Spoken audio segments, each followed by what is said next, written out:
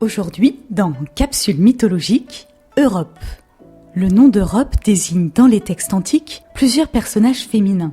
Chez certains auteurs, Europe est une déesse de la mer, tantôt fille d'Océan, tantôt femme de Poséidon.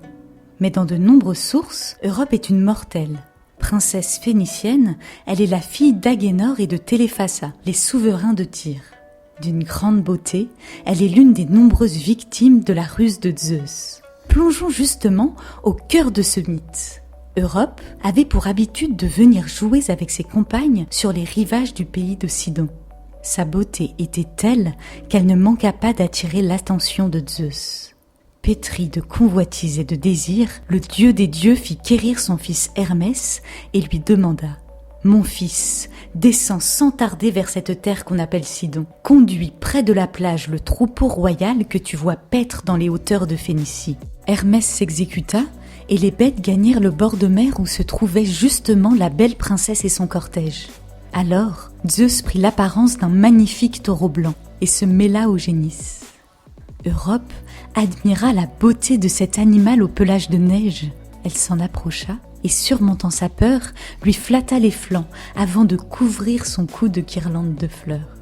La jeune princesse, ignorant sur qui elle s'appuyait, osa même s'installer sur le dos du taureau. Mais à peine fut-elle assise que le dieu prit sa course vers la mer et se mit à nager en direction de la Crète. Arrivés à destination, Zeus s'unit de force avec sa captive avant de la marier au roi de l'île. L'histoire d'Europe se poursuit en un autre cycle héroïque concernant sa famille. Suite au rapt de la princesse, les frères de cette dernière partirent à sa recherche.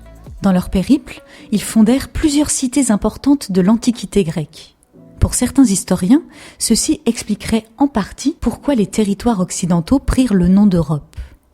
Les aventures de la princesse phénicienne ont inspiré grand nombre de peintres modernes. Et l'enlèvement d'Europe apparaît, suivant les cas, comme un rapt violent ou comme un cortège nuptial qui célèbre un amour abolissant les frontières entre les hommes et les dieux.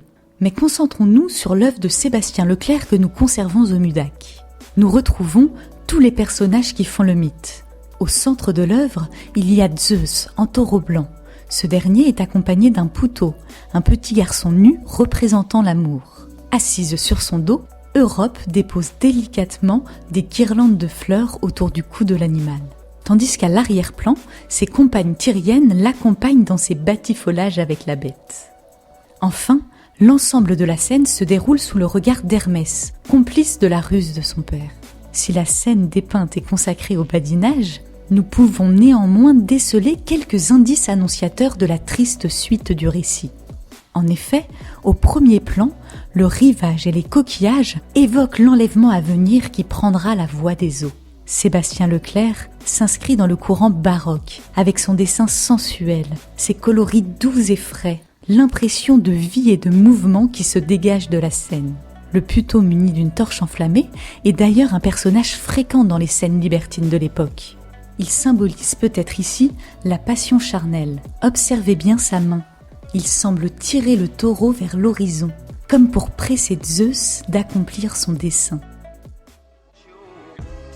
Merci d'avoir suivi cette vidéo jusqu'au bout. Si vous souhaitez en savoir plus sur nos collections, n'hésitez pas à vous abonner à notre chaîne YouTube et à liker notre page Facebook.